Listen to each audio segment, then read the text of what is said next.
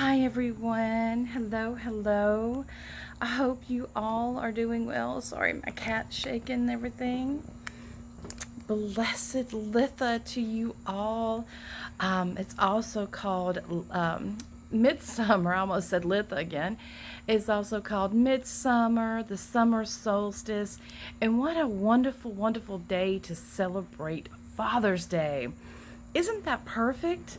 The day that we are celebrating the Sun King, the Sun God. The day that we are celebrating Him, we get to celebrate the fathers in our lives, those that were daddies, those that gave us that male encouragement. I know a lot of people didn't have actual daddies, but their grandfathers filled in, or maybe an uncle, whatever. But it is a wonderful day to thank the daddies in our lives. And unfortunately, some of us don't have them with us any longer. And, they're able to be with us in a different way. But we still acknowledge them, we still honor them. And this day, normally I will do a ritual. My house is kind of full right now. It's really busy, and I'm not able to do that. But I did want to come on here and just say a little something to you all. Maybe I can set you down now if he's done. And I just wanted to spend a little bit of time with you and talk about this time. All the other Sabbats, we are celebrating the goddess. And the goddess, of course, let's celebrate the goddess. But this Sabbath is dedicated to the God, and to the God only, to me. And this is the time that, the masculine, the God is the king. He's at his zenith. And he is shining the brightest he has shone all year. And after this date, he starts to go away quicker. His life starts to be taken from him minute by minute as our days begin to grow shorter. So in this time, we all know that the goddess is immortal. She is always there. She is the maiden. She is the mother. She is the crone, and it is the God that teaches us mortality. And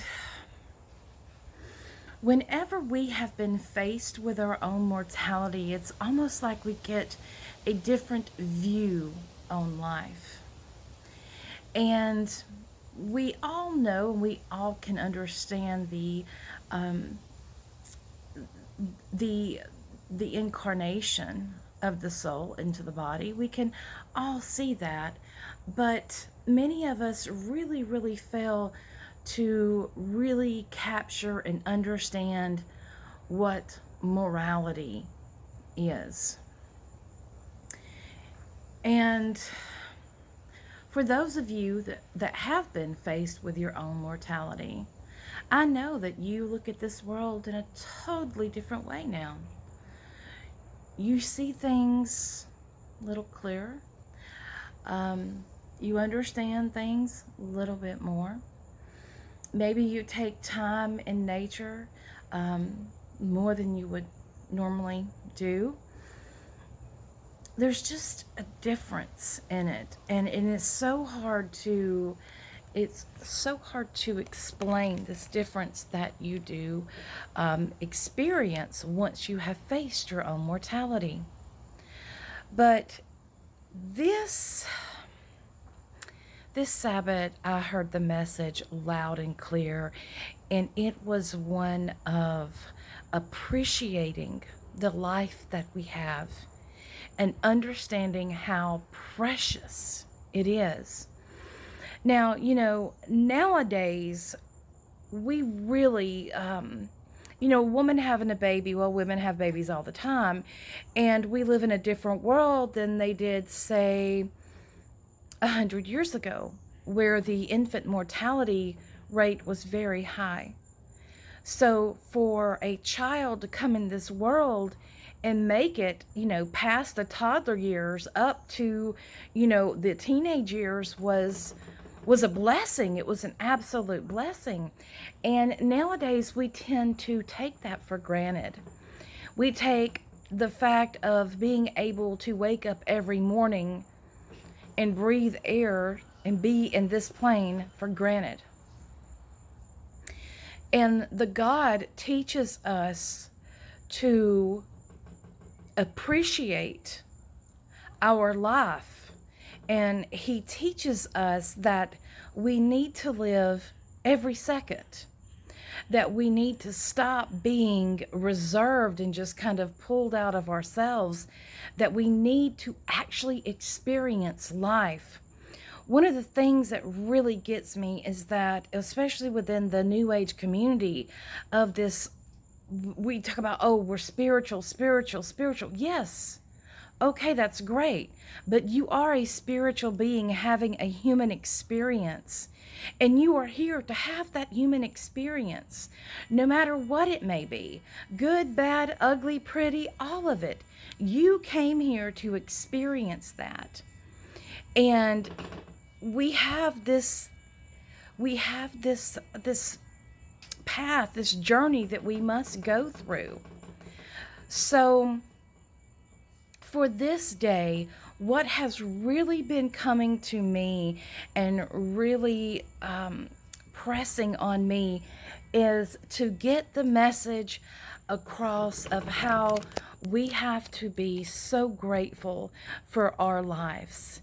And we have to be so grateful that we got to come here and we got to experience life when so many people do not.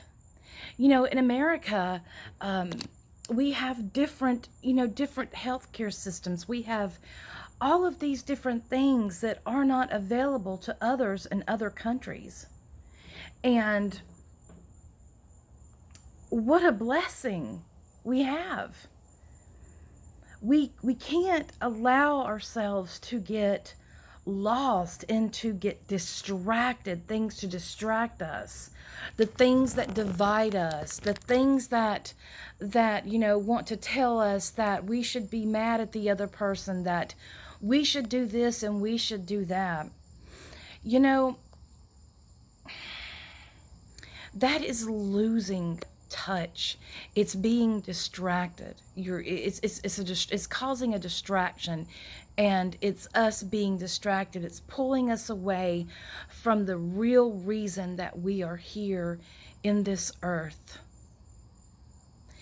When I sit out here and I watch the hummingbirds, they're so sweet how there's about 5 different openings to the feeder, and the hummingbirds will go to each feeder to see, maybe this was something different, maybe this is something different, and they go to experience it.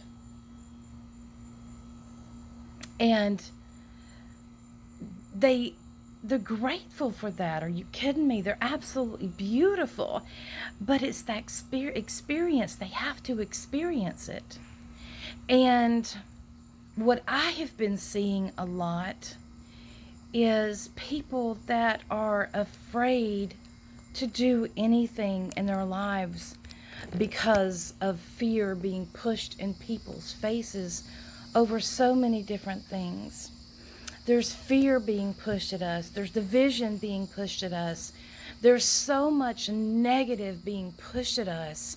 And the God is saying, why? Why?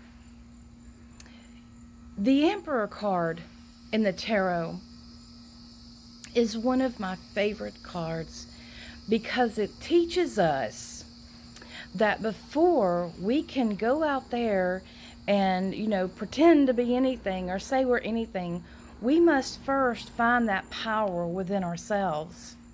We can't trust in just the sword to get us by. We can't trust in just our arrow. We can't trust in these outside things, that we have to trust what is inside of us.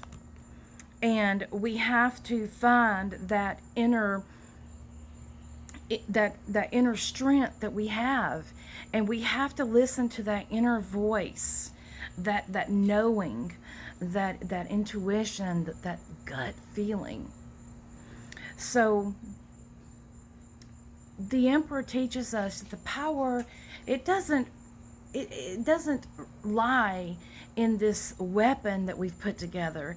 It doesn't lie in the throne that we may sit on. The power lies within ourselves. And if we can't put ourselves together, then how do we expect to go out and help this world? The goddess is all encompassing, and we understand that. And it is the God that shows us that boundaries are needed in order for energy to be focused at times. So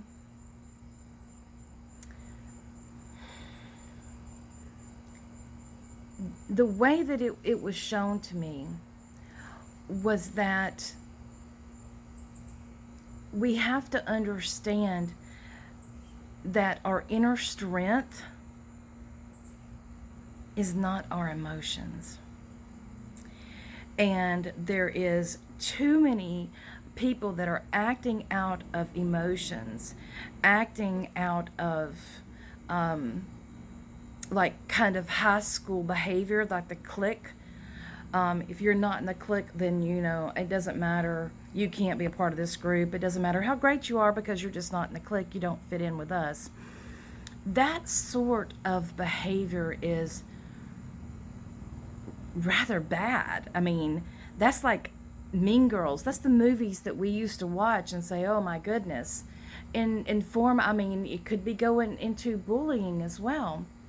But we can't make decisions off of just our emotions. We have to include logic. We have to include our soul as well. Does this feel right? Does it feel right telling somebody that you're better than them? Does it feel right to to turn people away just because they don't fit into that circle? It's a square peg trying to fit into the circle. It's not right. And this gives a way to us losing our individuality. And that masculine energy of standing up and of being that powerful, because of course, yes, the feminine energy has that as well, but I'm talking about a different form of energy. And we are losing sight of some of the biggest blessings that this life has to show us. Our life is so precious. How a person is brought into the world is such a beautiful thing. Life is a beautiful thing. And the God teaches us to appreciate that life, to appreciate living that life, to appreciate the challenges, the experiences that life gives us to help us grow and to help us become a better person, to help us be more balanced, to help us make sound decisions rather than just flying off the handle and, acting totally out of your emotions. The God teaches us not to take these precious, precious things for granted. And we shouldn't take them for granted at all, because the God is there to inform us that we are only here for a precious, precious moment of time. And to not lose yourself in the egotistical, narcissistic ways this world can turn things, how it can take something beautiful and manipulate it into something else. Don't be distracted. You have a gift, a wonderful, wonderful gift. And you have a chance to do a lot with that gift. You can choose to prosper. You can choose to not. But take this experience and make it worthwhile. What a wonderful, wonderful Father's Day that we have in order to, we honor the fathers, we honor the God. We honor our mortality, because I'm telling you, it's precious and it's gone within a blink of an eye.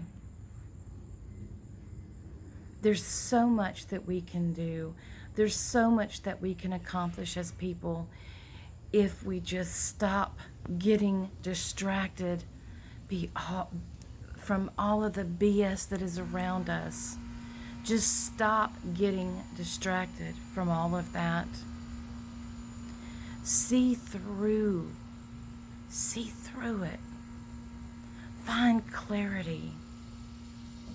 See through all of that, of that illusion, of all of that that's just, really? See beyond that. We must work at being pro instead of being anti. There's so much anti stuff. It's like, what is pro? What is pro? Be pro living your life to the fullest. You know, be pro living your fullest life. Be pro taking every second that you're given on this earth and in this life. Gratitude.